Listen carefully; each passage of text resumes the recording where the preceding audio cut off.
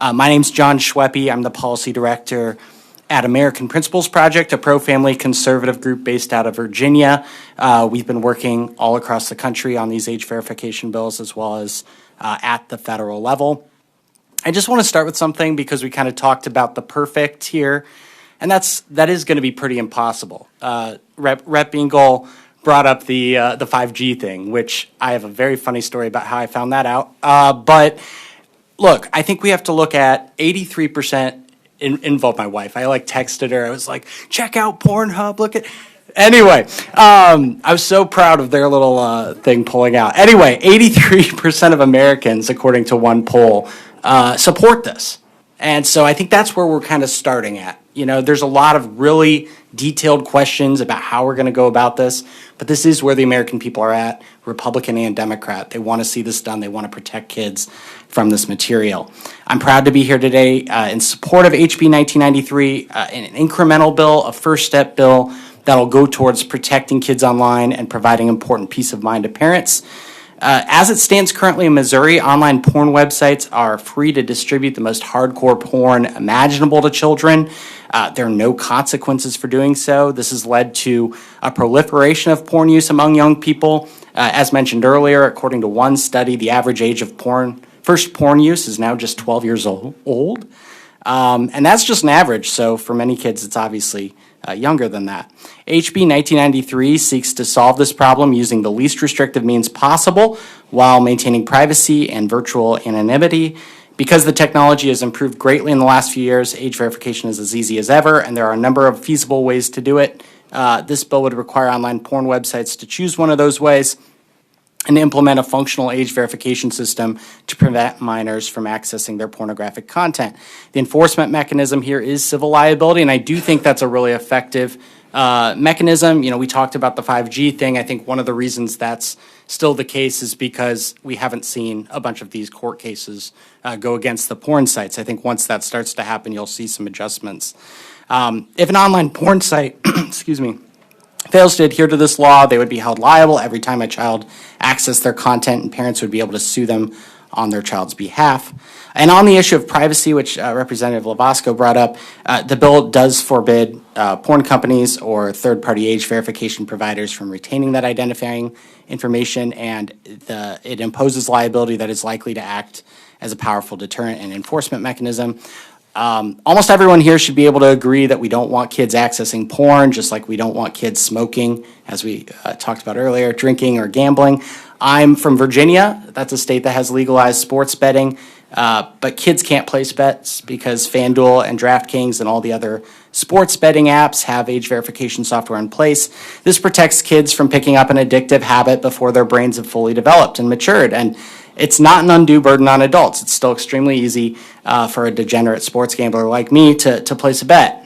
But frankly, protecting kids from porn is more important than protecting them from cigarettes, beer, and gambling, I would argue. We've already seen the damage that porn has done. Numerous studies have linked porn use to mental health issues, relationship issues, and sexually abusive behavior.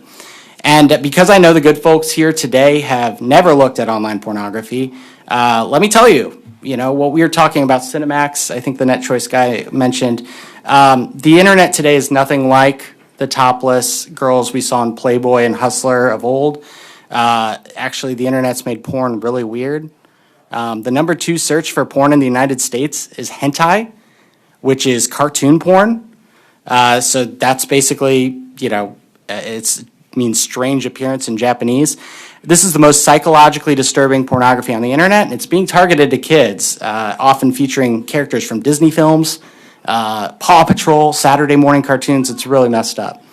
Seriously. But because it's cartoon porn, there are no real-world limitations on it, meaning that kids are being exposed to the most violent, sadomasochistic pornography imaginable, and it's right there on a Google search. Kids get addicted to this stuff extremely quickly, and it completely warps their view of sexuality and of potential romantic partners. And again, I can't stress this enough. This type of porn is being deliberately targeted at kids with no recourse for parents. There's nothing you can do about it. Getting them hooked young is the point. Getting them addicted for life is the business model. So this bill has the potential to be an opportunity for bipartisan agreement. because this really isn't a partisan issue. This is about protecting kids from exploitation, from sexual harm. And we know the stakes here. Devices are everywhere: home, work, school, the library, and the internet obviously accompanies almost every single device. So this idea that parents should be able to shoulder this responsibility alone is ludicrous. And Missouri won't be alone in this either. Lawmakers have already passed these types of bills, like HB 1993, in 8 states across the country, including Texas and Virginia, and we anticipate at least a dozen more to consider these types of bills in their legislative sessions this year. I appreciate all the important work this committee is doing today. I know this was a long one. On behalf of American Principles Project, I register support for this effort, and I urge the immediate passage of HB 1993. Thank you. Any questions from the committee? Representative Copeland. Thank you very much, and to inquire. And I think everybody here, their first priority is to protect children. But I do have some questions. You said there was 2 ways to verify the age. Can you explain that to me real quick? Because I'm not. I think familiar. one thing that would be helpful, and I'll mention this to Representative Gallick, there are these age verification firms that are out there, and I really think it would help this committee to talk to one of those folks. There is the ID method of, basically showing an ID or some sort of verifying identity information. There's consumer data.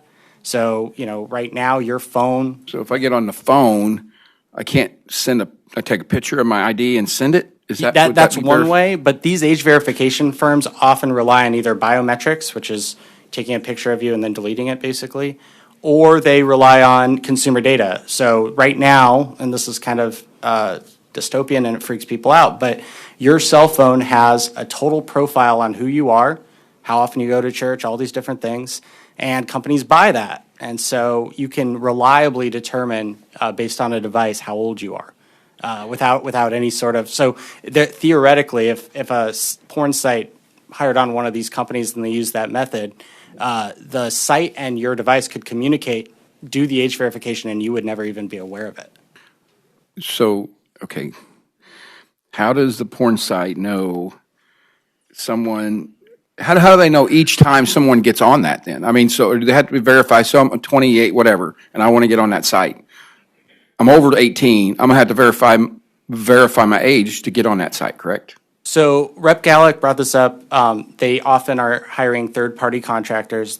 These are these age verification firms, and there's a whole industry now popping up. And basically, what happens is that you go to that website, and that age verification firm is going to be who you interface with, and you're going to basically have to fill out, if it's an ID they're requiring, whatever, but it's a third-party thing, and then you go through to the website if you are an adult. So I did that once.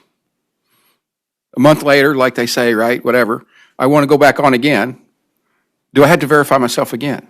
That's a good question. Because if they don't retain the information, you would have to verify it every time you got on. So that's a good question. I'd have to I'm ask. just curious. Yeah, I mean, yeah. So it'd be the same thing with a child. If they let them verify it once, then every time they tried to get on, they would have to re-verify if they didn't retain the information for the first time access. That's a good question. It's just curious to me. I mean, that would probably alleviate the whole thing about child, because every time an adult got on it, they would have to, because that's what this is going to have to do in a way. Yeah, the firms have their technology in place, and I'm not 100. I've talked to representatives with some of these firms, but I think basically they're able to do it almost automatically, and so it shouldn't be too much of an inconvenience. I think one of the issues was retaining the information. I think we've got most of that here, but it just confuses me if they don't retain it. How do they know who gets back on it every time? That's where I think some of the issues are. But that's my question. But I appreciate your time. And like I said, I think we're all here to protect the children and see what we can do and moving forward. So thank you. Representative Lovasco. To inquire. Proceed. Thank you. Just one question. You said in your opening that this is a good first step. What's the second step? Well, I think long-term to do age verification for kids, you're going to have a state and a federal approach. So, when you can do state laws, but ultimately Missouri's jurisdiction is going to be limited in terms of who they can prosecute. We're not going to be able to go after Eastern Europe. So ultimately, I think what you're going to have to do is to have all of the states pass these types of bills. You'll see that they're ineffective in some capacity, and it'll create a demand for Congress to act at the federal level. And then, you could have DOJ take a pretty aggressive approach. So I think back to you might remember this, the Unlawful Internet Gaming Act that shut down online poker in this country. It was back 15 years ago. I'm sure you remember. I remember it as a degenerate gambler, as we discussed about. And DOJ seized those domain names and basically shut down online poker in this country, even though those were foreign actors.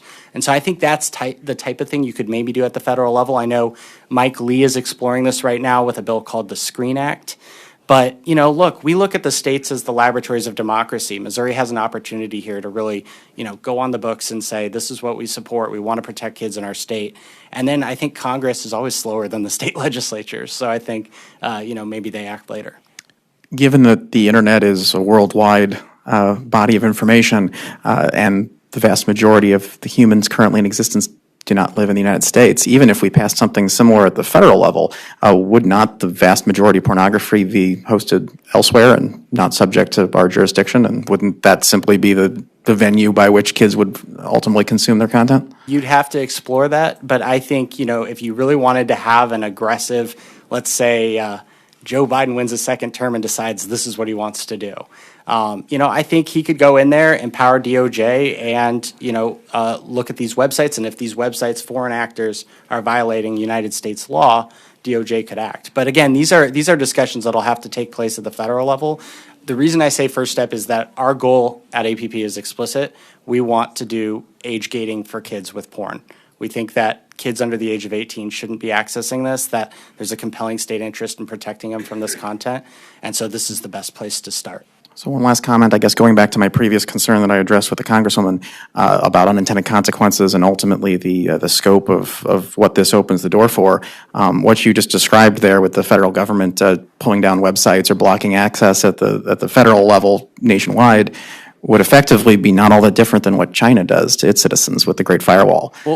This is very concerning to me in the scope. I agree with your intentions, and I certainly don't want minors accessing this material, but I just am not convinced that there is any way to technologically make a dent without going down that road. So I agree with your concern, because the First Amendment's pretty good.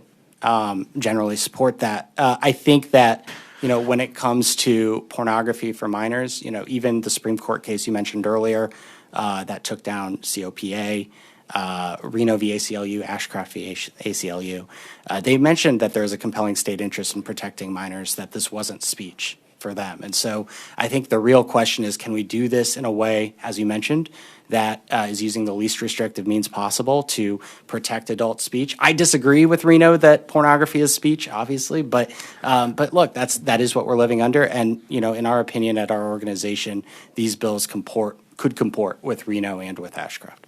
Appreciate your testimony. Thank you. Any other questions? Seeing none, thank you for your testimony. Next in opposition.